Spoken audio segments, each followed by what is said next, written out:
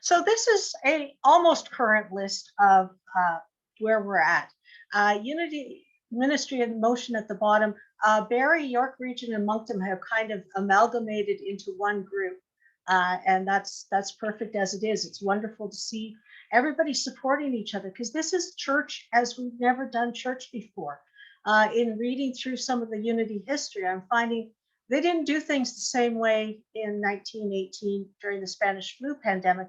They actually brought people together more. They had more prayer meetings together, which probably the epidemiologists of today would say might not have been the best choice, but it worked. Yeah, Unity folks survived, and here we are. So tonight we're going to talk a bit about what is unity in terms of how do we function in the human part. We've talked in the last few sessions, we've talked about how we pray, we've talked about our basic beliefs and principles, and we've talked some history and how we got started. So I want to share with you because there's a lot of, I'll call it alphabet soup. There's a lot of things that start with U and then has other letters behind. And sometimes it's really confusing. Even I get confused. My excuse is I've been in Unity for over 30 years and we've changed our name a few times during that. And sometimes I need someone to say, well, it's now this, but the alphabet soup used to be. And then I can draw myself into, oh, that function. Okay. So there's no test. You don't have to memorize this. My intention is at the end of this, when you see a website or you see something mentioned in a newsletter or in a YouTube video, you'll just have oh yeah, Wendy said that's this part. So that's where we're gonna go today. So here is our Unity Canada, which is the group that provides direction for Canada, particularly in things like how do you deal with Revenue Canada knocking on your door, things like that, being aware of when we have to render unto Caesar, but also supporting the education function. We're actually right now, we're on Unity Canada's Zoom line. So they've made that available for classes and workshops. Our conference, which unfortunately will again be virtual this year. I know we're all kind of missing that, but I'm appreciating Zoom because it used to be I only saw my Canadian peeps once a year during conference, and now I get to see them, quarterly or however often we get together on these calls. So the vision of Unity Canada is a world powerfully transformed through the growing movement of shared spiritual awakening. And if you regularly attend a Unity Center, you may hear that. It's a common vision statement worldwide in various languages. And that's, really what is it that we're trying to see for ourselves as a movement. Our mission in Unity Canada is to serve and equip our members through education support, ministry development, and opportunities for connection. The newsletter just came out today, lots of stuff. And as you go through the newsletter, you'll see how there's education support, how there's ministry development, ministry support, opportunities for connection like this class, like other classes that myself and others are providing. And then our values are generosity, creativity, and inclusivity. And it's very exciting. I'm honored to be the licensed Unity teacher rep on the board. I also serve as the adult education coordinator for Canada. So I'm sort of the liaison between world headquarters and Canada for the LUT and some of the education functions. So if you put into your website or your web browser, unity.org, you will land on a page that looks remarkably like this. And this is our home, a positive path for spiritual living. And that's what we've talked about in the last workshops. It's been, there's been sort of common theme for many of us that this is, away from some of the guilt and shame that we were raised with and finding a space for our spiritual self that we intuitively understood and knew, but may not have found until later that there were people who, thought like us, prayed like us, had the same kind of beliefs. So if you look across the top here, you can see it says About Us, Prayer, Resources, Publications, Education, Unity Near You, and Unity Worldwide Ministries. So each of these go to a different page, lots of of subdirectories and things. What's important to remember is this particular area is our publication and prayer. And retreats. Those are the main functions of this part of the Unity movement. It's changed over time, and sometimes I get a little mixed up because I'm remembering the past. So if Roxanne or Pat need to correct me, they can. I won't hold it against you. Unity Near You is a great site if you've got friends who want to find out about Unity and they don't live near you, that they can find the websites for pretty much anything and everything worldwide. And then we'll talk about Unity Worldwide Ministries in a moment. Education kind of falls under both and all. It's been something that we're working with and we're developing. I'm really pleased to see how the education has changed over time and is continuing to change. It's very organic. There are teams available that are looking at things and trying to figure out, particularly in this time of COVID, when we can't come to world headquarters to study. How do we work around that? How do we ensure that we're still providing quality education? The publications, I invite you to click on publications and resources. There are so many freebies that you can download or listen or watch while you're online at this site. There's one of my favorites on the prayer is there's a monthly, you can get a PDF that's text for a prayer service that is used worldwide. And then you can get an MP3 that's about 6 minutes long. And when I was in the corporate world, I worked in the government, I discovered that I could make a bathroom break last through one of those listening. So I'd have my earpiece in and I'd be listening. And, my boss didn't know that I was doing prayer work. She just thought I was, in the washroom taking care of bodily functions. So it's something that you can, pull into your daily life. Plenty of booklets on a variety of subjects. Of course, the Lenten booklet that Mariette referred to. There's another one that talks about our theme for this year of the 12 powers. And that's another thing. The request is made, of course, as all ministries do, for donations, but they won't hold you to it. So it's not you must pay up front. What I've appreciated for myself is that growing up, there was a lot of shame around having gay friends and things like that. And I've been an ally all my life, from small childhood. That's been part of who I am and who my friends are and who my family is. And I'm so thrilled to see that there are booklets to support the LGBTQ community. And certainly in some periods of American history, i.e. the last 4 years, those booklets have been very useful. And I've actually shared them with some of folks who aren't particularly interested in religion or spirituality, but they found comfort knowing that we as a community were supportive and welcoming of them. And I've actually had a couple come to services and say, it's not really my thing, but I feel very welcome here. So things like that, booklets on grief, booklets on our animals and the spiritual lessons we learn from our animals and what we learn when we have to release our animals. So just a wide variety of supports for all aspects of our life and our life experience. Then there's also from this page, there are links to the archives, and they have put many of our co-founders' books, both in typewritten and handwritten formats, as PDFs, uploaded them so that we can look at them, we can study them without having to go to campus and sit there with gloves on and the archivist hovering over to make sure that we're not doing anything untoward to the documents. So this is a great resource. This is Unity World Headquarters. So there's a lot of structure behind all of this that supports it. But in terms of what you as a congregant need to know, what you as a Unity person need to know, this is a great resource for you. The pictures I had, the artwork I had for the 5 powers at a previous class were all from this particular website. So this is where I got it. Unity Worldwide Ministries actually used to be down the road. It was actually a separate organization down the road. It was a little confusing for those of us that were going through school at that time, trying to figure out what all of this was about.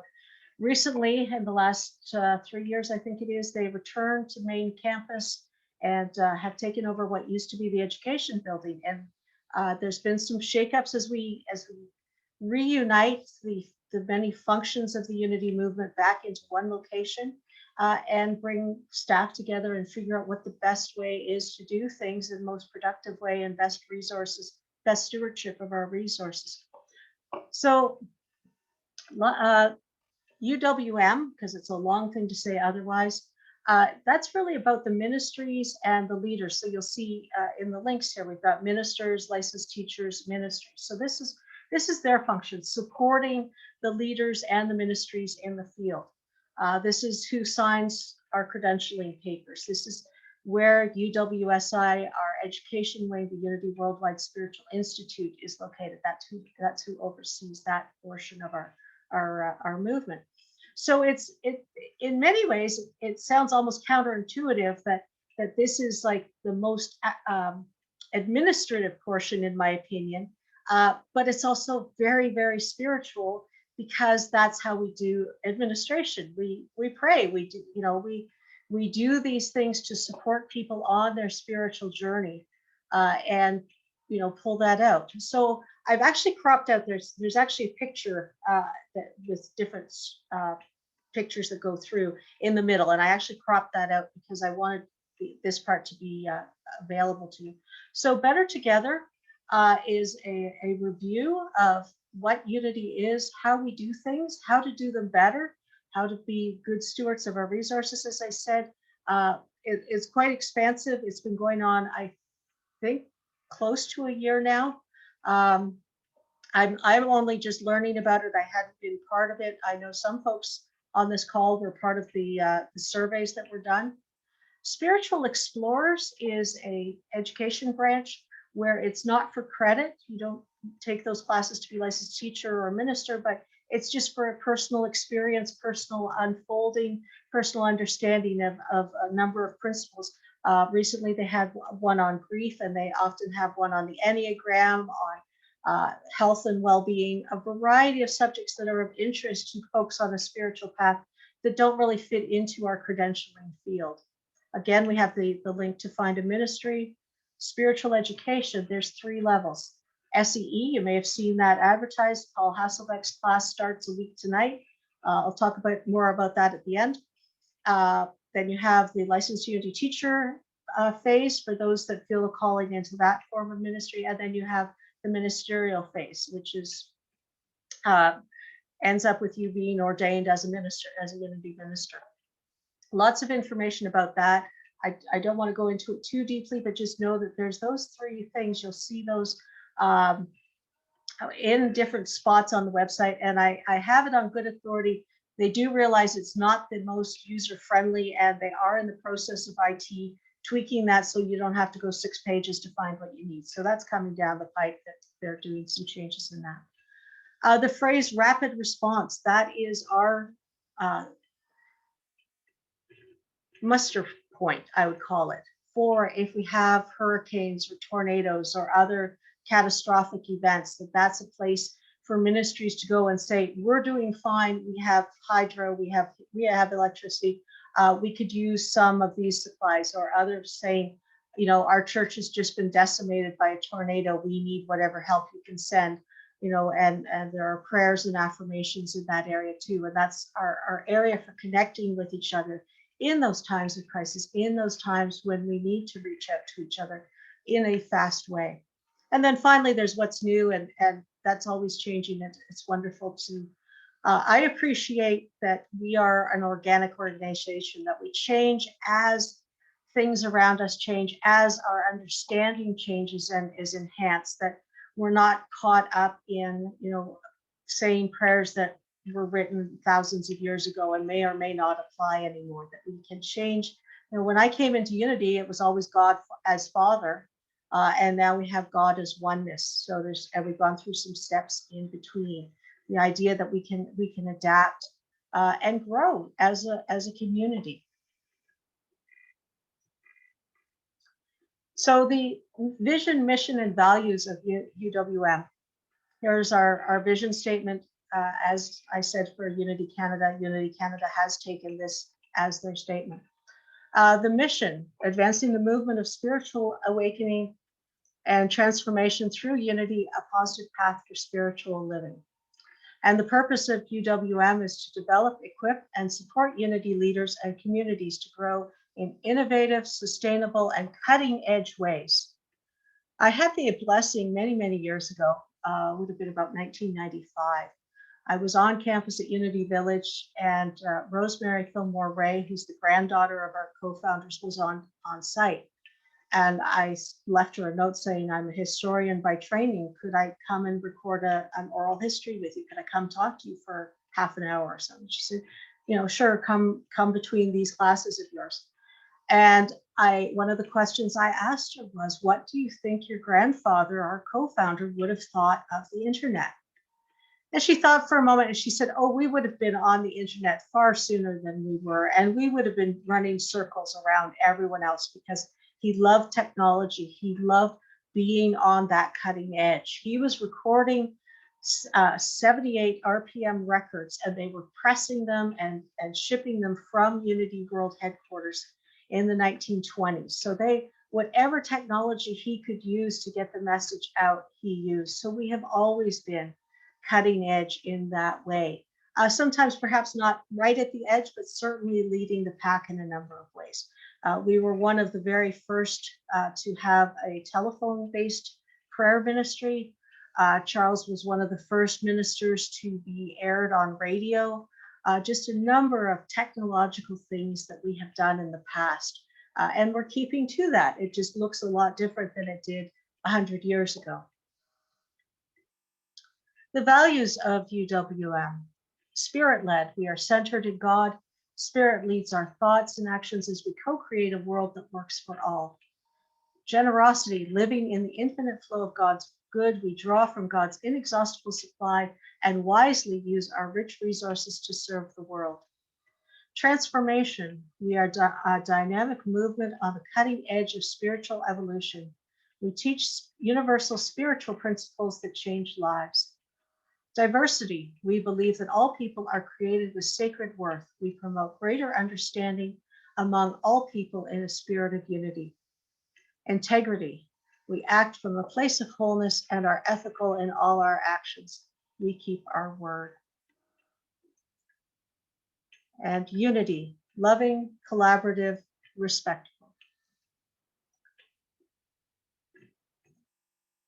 So UWM is divided up into regions, and you can see a map here that shows. Until 2002, I believe it was, Canada actually wasn't its own region. We had the precursor of Unity Canada, but it was more of an administrative thing. I remember when I was going through school to be a licensed teacher, I was doing church management class, and our instructor said, okay, you two Canadians, just tune out. I'll let you know when we're back to stuff that you need to know. All of the rest of this is unique to the States and you don't need to know about it. So just be quiet, but you can tune out. So when I first came into Unity, I actually went to Great Lakes, which is marked by GL. I would go to the Great Lakes region events, and we usually went to Indiana. What was interesting was that the nearest Unity church actually went to Eastern, which is the E there. So even within Canada, we weren't always aligned with each other. So having our own region gives us some benefits in terms of how we're recognized in the broader community. So as you can see, the States, it's much more common to see Unity churches in the States. I sort of laugh. I talk with my fellow LUT reps, and many of them can't believe that there's just 9 LUTs, in Canada, because that's, what they've got in their city or their county, let alone, their whole region. Some of them have, close to 100 people. So that just gives you some structure of how we're organized. Finally, I did make a mention of Unity Worldwide Spiritual Institute. This is the homepage for that. Along the top, you can see we have the areas of study, getting started for students and for instructors. They use a different platform called Blackboard. It's a little different from Zoom. The commands are in different areas. So if you are planning on becoming a student, you'll become quickly, good at both platforms. So there's opportunities for this training. And I look back on, when I went through, it was 2 weeks at Unity Village, which cost about $1,500 Canadian. So it's become, in many ways, less a problem financially. And then we had, of course, many years ago, the 9/11 crisis. And what happened with Canadians was we couldn't get across the border. You may recall that the people that were believed to have masterminded those events had gotten student visas. And so there's been some challenges in the past of how do we train people from outside of the US, and right now not being able to cross the border. So we've got this whole platform of the courses being offered not only by headquarters using their own faculty, but Canada has its own faculty. We're doing an intensive in a couple months, and that will be taught by myself and two of my fellow LUTs. So, we're really trying to make available the teachings as best we can. And know that if you see an SEE class, and especially if I'm teaching it, anyone is welcome to join us.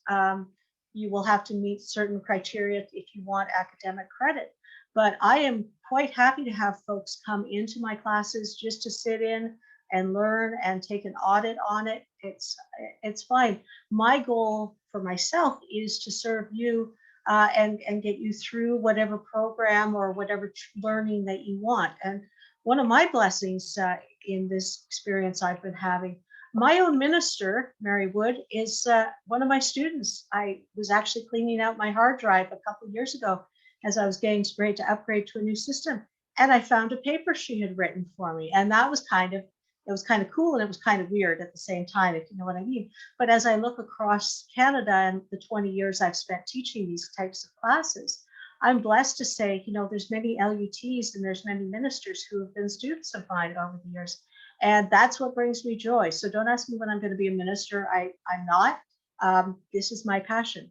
Enough about me. But, I get, as you can tell, I get excited about teaching these things. Sometimes it sounds really dull and boring, especially if you haven't had an upbringing in Bible. You might be shying away from the Bible classes. Come study with me. We'll have some fun, and I'll give you some hints that'll make it interesting. So I freely admit I stole this chart from, or the little circle from a Contact magazine, which used to be one of Unity's publications. So in the center, we have Unity Worldwide Ministries and Unity World Headquarters at Unity Village. On the one part of the screen, you can see all of the logos. You'll notice that they're very similar. This is something that is known as branding. And it means that we're all using similar logos so that we can be identified. So that even if you're in another country and you don't speak the language, you will recognize, the logo of Unity wherever you are. So I added a couple extras. So we have Unity, Silent Unity, the prayer ministry. We talked about that last week. And that is still going on. The difference is that instead of being on campus, for the staff are praying from home. But as we know from our previous class, where you pray and how you pray and what time you pray doesn't matter. It's all, the oneness that matters. Unity Online Radio has some wonderful things, especially in the archives. And that's encompasses, it's available over the internet through the website, and it encompasses quite a few areas of interest for people who are on a spiritual path.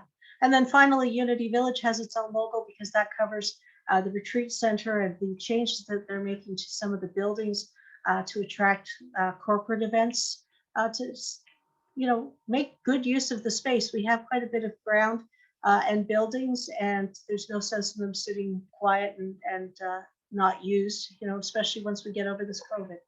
So Unity Canada comes into the regions in the outer circle, from which we have the ministries, and then we have all of us, the congregation, and people that are curious about what Unity is all about. So I think I've said all of my piece here. And so I'm going to invite Roxanne. I'm going to stop sharing. And Roxanne, you have the floor, and I'm looking forward to hearing what you have to share from your lifetime. Oh, thank you, Wendy. And it's so nice to be here. Hi, everyone. I also have a PowerPoint. I did this bit about all the, as Wendy says, the alphabet soup. I do that in the Unity Basic classes that I offer in the ministries that I serve. And so I think Anna's here. It'll be somewhat of a repeat. And I'm going to repeat some of the information that Wendy shared just because it's another way of coming at it. And then I want you to ask questions, okay? So I'm going to just burn through some stuff, and some of it will be repetitive, but I think it's just helpful in terms of maybe a different way of a different but related way of seeing it. So I'll just share something quickly here. And again, like I've got this structure slide, but it's just a different way. I really like the circular slide, but this is more my corporate view of things. So as Wendy mentioned, we have Unity World Headquarters, Unity Worldwide Ministries, the two big, like what I call the mother parent companies, the parent organizations, and then Unity Canada as a region, and then the Unity Ministries and LUTs and ministers in Canada. Apologies to the US folks attending. This is a very Canada-centric presentation, but that'll be okay. As Wendy mentioned, that's our raison d'etre. So I want to, so here's Unity Village. I always like to show people pictures of Unity Village. I don't know how many of you have been. I'd like to get a sense for, hands up, those of you who've been to Unity Village. I'm just going to scroll through. Keep your hands up so I can. So it looks like, well, not all of you have your camera on. So I think a few people have been to Unity Village. So this is a big multi-100-acre place about 45 minutes outside of the city of Kansas City in a suburb called Lee Summit, Missouri. And the Fillmores bought this land, 100 years ago or more. And it was originally a farm and a retreat center for the employees to come from Kansas City out. And then eventually everything moved there, and they built this. One of their sons was an architect, and he loved the sort of the Italian Renaissance architecture. And you see that in the white stucco buildings and the ceramic roofs. And then he also loved the English Cotswold sort of. And so in the village where the little cottages are, you have these little English country cottages. So it's just a glorious place to be. And if you ever get the chance to go down, I'd highly recommend it. About every 2 or 3 years, Unity Canada, we started to have our annual conference down at Unity Village. So that's an opportunity for Canadians who haven't been to go. And so goodness knows when our next one will be, maybe 2025 or something at the rate things are going. But I think our next in-person one will definitely be in Nanaimo, because we keep putting that one off. And then the one after that will probably be in Unity Village. So we've done it twice there since in the last 6 years. So it's a good opportunity. It's where I went to do a lot of my classes in my journey through spiritual education enrichment and licensed Unity teacher, and also the field licensing program. So here's just another way of looking at Unity World Headquarters and then Unity Worldwide Ministries. So Unity World Headquarters, one of the ways to think about it is I think of it as the part of Unity that interfaces with individuals. So you've got a prayer ministry, you've got a publishing ministry, you've got a retreats ministry. I call them ministries, but you could call them businesses. You've got prayer, publishing, retreats, and then Unity Village. And so think about, like, there's this 24/7 opportunity to pray with trained prayer associates that have been praying with people for 127 years. They answer more than 2 million prayer requests per year. So again, this is just one of the examples of how Unity World Headquarters interfaces with those of us out in the field.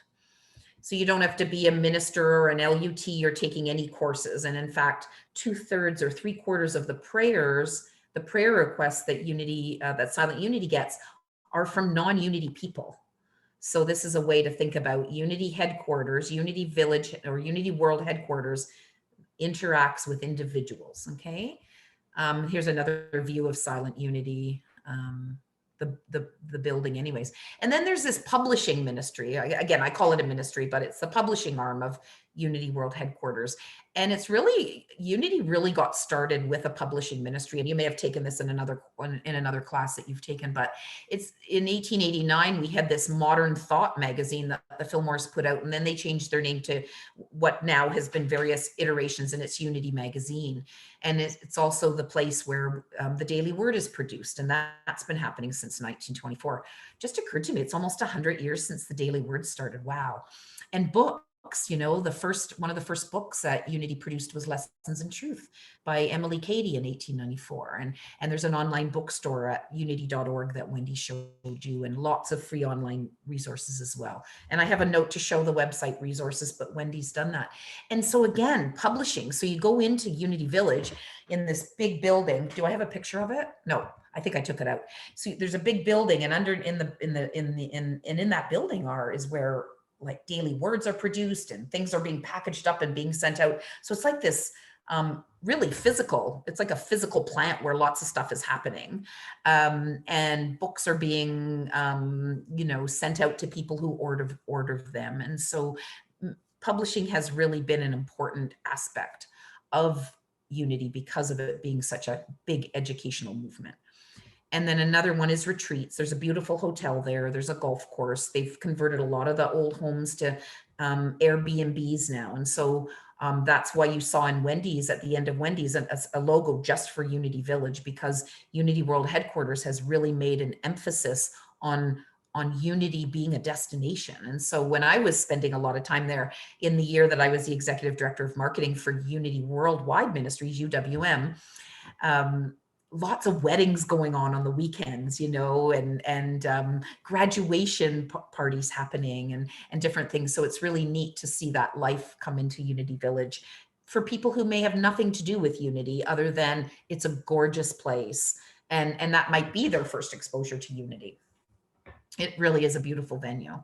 Okay, so that's Unity World Headquarters. Unity Worldwide Ministries, which Wendy talked about, I think of that as the part of Unity that interfaces with the ministries, like if you belong to a ministry, the ministers and LUTs. So this is all the stuff, all the resources that are produced and made available for us leaders. I want to do a course. I go onto the website and I can usually find something to help me with that. If you're a board member, there's resources about that can help you. So it's like really resource rich. And so I think of it in terms of the people who are doing the work to make Unity happen are served by Unity Worldwide Ministries. And so I use both Unity World Headquarters and Unity Worldwide Ministries as an ordained minister, and previously with a ministry. I'm not now, although I do a little bit of work with Unity Ottawa planning. What I do is I go to Unity World Headquarters and I partake of Silent Unity often. I order resources. I love being at Unity Village when I can. Now, but where I really interface a lot more is with Unity Worldwide Ministries, because that's where I get a lot of the resources that I use. I did all my education to become a Unity minister through Unity Worldwide Ministries. You know, any resources I want as a minister, they are there. If you belong to a ministry that needs to hire a minister, you're going to go to UWM and you're going to get their help. So this is about helping the actual centers and the leaders do their job better, is the way I think of it. Okay, and it's basically, I think of it as three sections. There's a board of trustees. So it's run by a board of trustees in which the executive director for UWM and the chief financial officer sit on that board. And then there's member services. And this is the organization led by, many of you probably remember her if you've been in Unity Canada for a while, Reverend Cynthia Vermillion Foster. She was in Canada and went back to the US, and she's the executive director of member services. And that's the part of UWM that does pretty well everything other than education. They're helping the ministries when they're in trouble or they need a consultant or you need to be licensed or ordained. They're doing the credentialing. They do tons of training that's open to a lot of people. You do not have to be credentialed, so it's always good to check that out. And then there's Unity Worldwide Spiritual Institute, which Wendy talked about, which is the education arm of UWM. All right. So this is the education, what used to be the education building, and then Unity Worldwide Ministries moved into here 2 years ago when they moved from that weird setup where they were down the highway 4 kilometers. And so it was lovely in the year that I worked there to be able to be on campus and have an office in there. But it used to be when people would go down there and take classes, and when the seminary was there for ministers, that was called the education building, but it's now the home of UWM. Well, everybody's working from home, but when they're working, that's where they are. Okay, so already covered this, but I think of look at 1, 2, 3, 3. That should be 1, 2, 3, 4. So 4 levels, kind of levels of education, as Wendy mentioned. Spiritual Explorers, kind of near and dear to my heart. That was one of the projects that I worked on when I was the executive director of marketing, and that's just meant to be like just courses that people apply to give, and then we market them and you can take them. And there's, some of them are 1 session, some of them are 5 sessions. And we talk about it as spirituality light. And then of course there's the SEE classes, and then there's licensed Unity teacher, and then ordained minister. And there's 2 ways to become an ordained minister: the ministerial program and the field program. I went through the field program, and that's the way to become a minister when you're employed by a ministry. So I was employed by Unity Ottawa, Unity Spiritual Center Ottawa at the time, and it took 3 years. I was a licensed Unity teacher first, and then was accepted into that program. And you get a mentor, and you go down and you have intensives, and you also take courses online. So it's a little bit in flux right now, but it's a great way to become an ordained minister while you're being employed by a center. Back in those days, to become an ordained minister, you had to be living down at Unity Village, attending seminary. Now that's no longer the case. It's all online, but when I did it, the field program was the best thing for me because A, I didn't want to go live there, and B, I was already working for the ministry. So, okay. And then we already talked about Unity Canada, so I don't have to go into that. And we have time for questions. Is that what you thought, Wendy, at this point we would have questions? Yeah. That I did. Okay, I know I went through it really quickly, and it turned out that Wendy and my material overlapped a lot, but that just goes to show you that we're kind of in sync. So I would love to entertain any thoughts, any questions. It can be about anything we covered, or about our journey, or where do you go if you want to do X, or